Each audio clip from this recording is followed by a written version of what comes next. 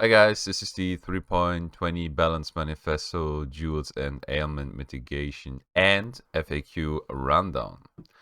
In our upcoming expansion, we are making a number of balance changes that we will present over several balance manifestos that each cover an individual topic. In today's manifesto, we are discussing changes to jewels, most notably increasing their potential for ailment mitigation.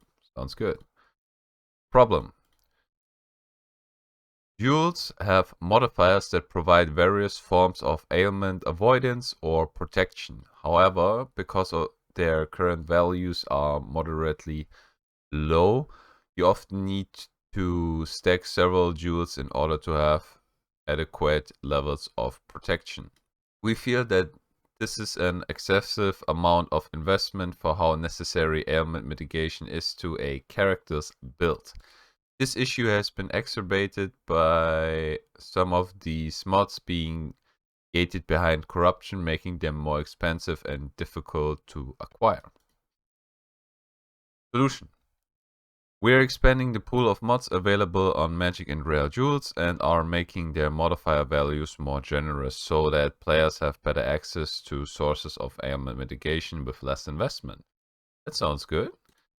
Regular jewels that are not Abyss or Cluster Jewels now have mods that provide reduced duration or reduced effect for a wider variety of ailments than before.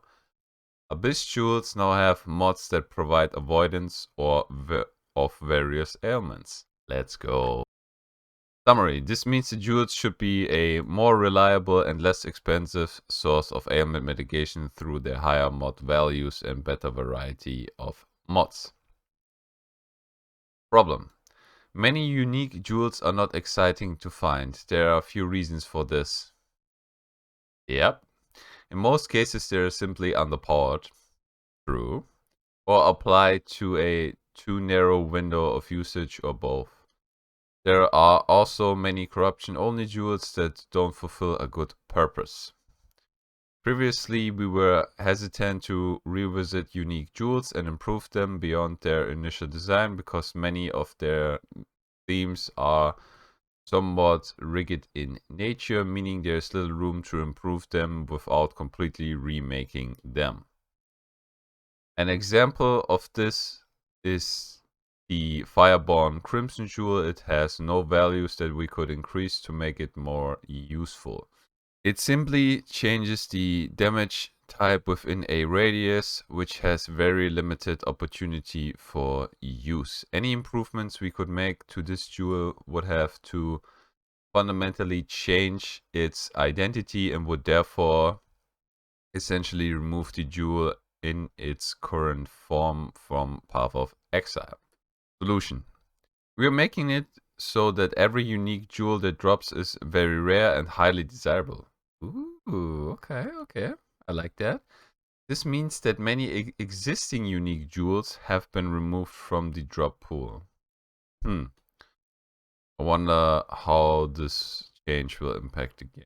Not sure if I'm liking this or not. The intention is that now when you find a unique jewel, it should almost always be a very positive experience. If you say so, GGG, if you say so. To help make Jewel Drop special, we've designed a new set of unique jewels that are powerful chase items. These can drop from the core pool. You can learn more about these jewels in our upcoming announcement livestream for the 3.20 expansion. With that said, there were some unique jewels that were still useful for a subset of players because they had build enabling modifiers or other very niche uses, like brute force solution or other attribute transforming jewels. Instead of getting rid of these, we've made them corruption only unique jewels. Interesting. Very interesting. We feel this has benefits for both players who want them and players who don't, as generally players who don't want them won't come across them as core drops, and players who do want them can still actively pursue them. Some build enabling unique jewels can now be found from more deterministic sources throughout Pathofexile. One example is combat focus, which can now be obtained through a vendor recipe. Some other build enabling jewels that affect golems can no longer drop, but can be found from another more deterministic source. While we want you to discover this new source on your own during gameplay, we will say for clarity that these jewels do not come from vendor recipes. Summary. Our goal is that finding a unique jewel is an exciting experience. The unique jewels that drop naturally should be those that are very valuable with broad appeal to the average player, either to use in your own build or to trade somewhere else. We've worked towards this goal by removing uninteresting unique jewels, adding more chase unique jewels, and moving jewels that do appeal to smaller subset of players to other places so that they can be pursued by choice. Problem. Many of the unique jewels that are currently granted through quest rewards are not very desirable. That's very true. I think all of them are garbage. Additionally, because they're offered to all players who make their way through the campaign, they're extremely common. Also true. Which inhibits them from having value or being meaningful items to find. We have also come to feel that it is thematically incorrect to offer unique items as a quest reward. Okay, you say so. As it undermines their feeling of uniqueness and prestige. Okay, GGG, okay. If you say so. I mean, prestige items are usually not unique. There are some unique items that are very, very valuable, but the most valuable item is a crafted rare item. So, whatever you say. Solution. Unique jewels will no longer be offered as quest rewards. Most of the jewels that were previously offered have been removed entirely, though some important ones have had their effects preserved in the form of new unique items or by being added to the pool of rollable jewel modifiers. These quest rewards now offer a random rare jewel. Because the rewards are not static like the unique jewels were, they may have a better chance of being useful to the receiver or something that may be valuable to trade to others. At the very least, they should be less predictable. Summary. Players should no longer be burdened with predictable unique jewel quest rewards, but will not entirely miss out on some of the valuable aspects they did have. Conclusion. Jewels should be more exciting than before and provide a better source of ailment mitigation than they were in 3.19. Jewels with effects that are useful only to a subset of players should still be attainable while moving them out of the way of players who aren't interested in them. Let's talk about the jewel changes FAQ. Yesterday, we shared our plans regarding upcoming changes to jewels, which prompted some questions. In today's post, we've collected some of these questions and their answers.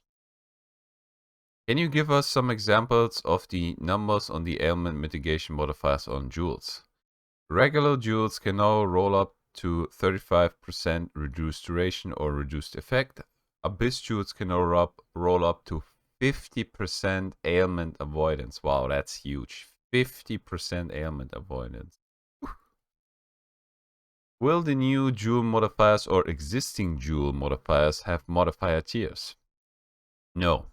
Regular jewel modifiers do not have tiers. Abyss jewel modifiers already had tiers. We've just buffed the modifier values on them that benefit ailment mitigation.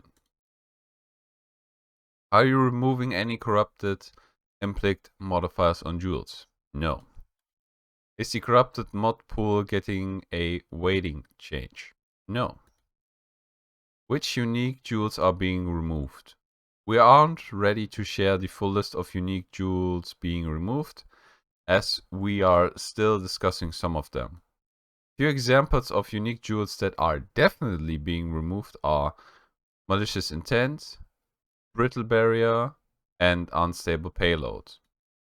Few examples of jewels that aren't being removed are Lion's Eye, Fall, and Inspired Learning. Yay, we got to keep Inspired Learning, let's go. We share the full list of removed jewels in the patch notes. Isn't diluting the mod pool a nerf? If you're looking for a very specific outcome on your jewel and have no use for ailment mitigation modifiers, it may be marginally more difficult to roll your jewels. However, the average outcome for jewels should be better. Which of the removed unique jewels from quest rewards are going into the global drop pool? Some specific stats for some of the jewels are being added to the regular jewel mod pool, such as mana reservation efficiency. Oh, that's nice. Mana reservation efficiency is always useful. Are the divination cards that grant unique jewels changing? The drop rates for divination cards that grant unique jewels that are now rarer will be adjusted to align with the unique jewels rarity. Are unique jewels that are already rare, like Unnatural Instinct, going to be even rarer? We haven't changed the rarity of jewels like this. Will jewels that are being removed still have replica versions from Heist? No. If the base jewel has been removed, its replica version will also be removed. Good question though. What's happening to these jewels? Conqueror's efficiency, its mana reservation stat has been moved to the regular jewel pool.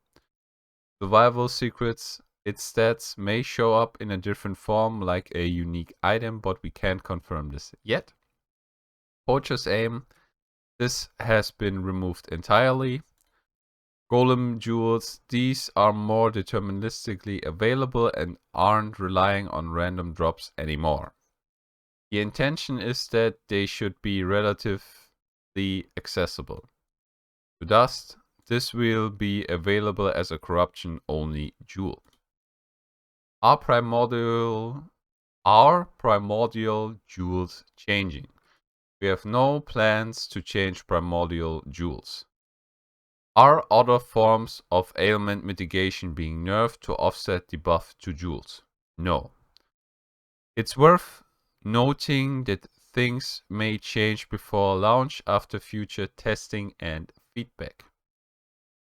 Okay, that concludes the 3.20 Balance Manifesto, Jewels and Ailment Mitigation Plus FAQ video. Have a nice day, guys. Bye.